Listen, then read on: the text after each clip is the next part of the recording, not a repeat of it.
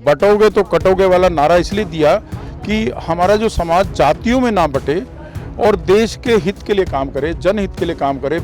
आगे चलता ही रहेगा सिलसिला, पूरे देश में भगवा लहराएंगे, पूरे देश में। महाराष्ट्र विधानसभा में जो अभी तक के नतीजे निकलकर सामने आ रहे हैं उसमें कहीं ना कहीं एनडीए की सरकार बनती हुई साफ तौर पर नजर आ रही है। और इसमें सबसे अच्छी बात वो ये है कि प्रचंड बहुमत के साथ एक बार फिर से एनडीए की सरकार बन गई है। और दूसरी तरफ जो विपक्षी दल है वो इसको लेकर सवालिया निशान खड़े कर रहे हैं और के प्रश्न कर रहे हैं कि ये जो नतीजे आए हैं इसमें कहीं ना कहीं कोई गड़बड़ी दिखाई पड़ती है। हमारे साथ बातचीत करने के लिए एकनाथ शिंदे गुट के दिल्ली प्रदेश अध्यक्ष जो है संदीप चौधरी जी है। सर, सबसे पहले तो जीत की आपको बहुत ढेर सारी बधाई। बहुत बहुत शुभकामनाएं आपको भी, पूरे देश को बहुत बहुत शुभकामनाएं और बधाई।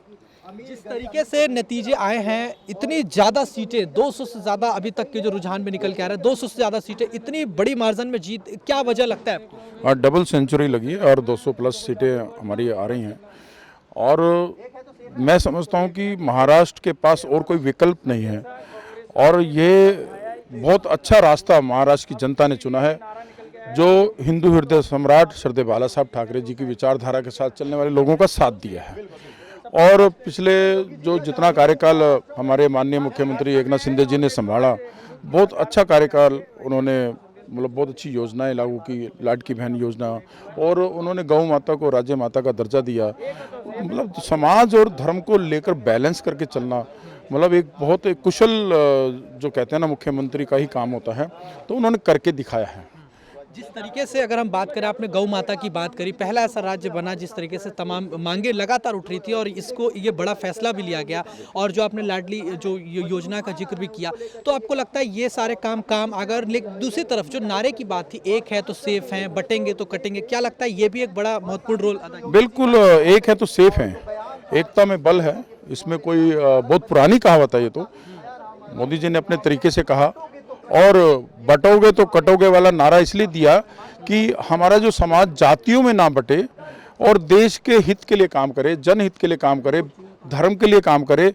और आप समझते हो हिंदू धर्म में तो वैसे भी एक ऐसा धर्म है जो सभी को अपना कर चलता है, तो देश के हित में कार्य करें, तो एक होकर कार्य करें, एकजुट होकर कार्य करें। नारों का मतलब तो सीधा सीधा है, उसमें कोई ऐसी बात नहीं है जी। लेकिन जिस तरीके से विपक्षी दल, अगर संजय राउत की बात करें, उन्होंने पहले ही प्रश्न उठा दिया कि इसमें कुछ गड़बड़ी है, ऐसा ये जनता का ये फैसला नहीं हो सकता। वो कह रहे हैं जनता को कुछ और ही स्वीकार था, लेकिन ये उलटफेर हो गया। ऐसे वो एक ऐसे जिद्दी बालक की तरह स्टेटमेंट दे रहे हैं जो खेल में हारने के बाद वो रोने लग जाता है। तो ये तो अगर आप हारे तो उसको, हार को एक्सेप्ट करो, स्वीकार करो।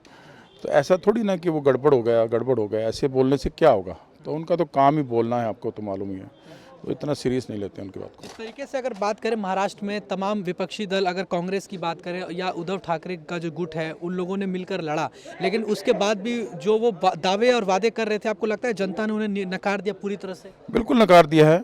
और मैं समझता हूँ इतनी स्ट्रॉन्ग सरकार मिली है और मैं मतलब जनता की एक सौभाग्य मानता हूँ कि इतनी अच्छी सरकार महाराष्ट्र को मिली है। ऐसी सरकार तो हमें अब दिल्ली में भी चाहिए, क्योंकि पिछले कई दिनों से देख रहे हो दिल्ली का क्या हाल है। तो ऐसी सरकार हम दिल्ली में भी लाएंगे, और ताकि, और ये उदाहरण है, पहले हरियाणा, फिर महाराष्ट्र, और अब ये आगे चलता ही रहेगा सिलसिला, पूरे देश में भगवा लहराएंगे, पूरे देश में। और मैं एक बात और भी कह देता हूँ, और हिंदू राष्ट्र चाहिए, बिल्कुल चाहिए, उसी दिशा में बढ़ रहे हैं। मैं किस तरीके से आज आप लोगों की तरफ से जश्न जो मनाया जा रहा है, कैसे आप लोग जश्न मना रहे हैं? खुशी मना रहे हैं।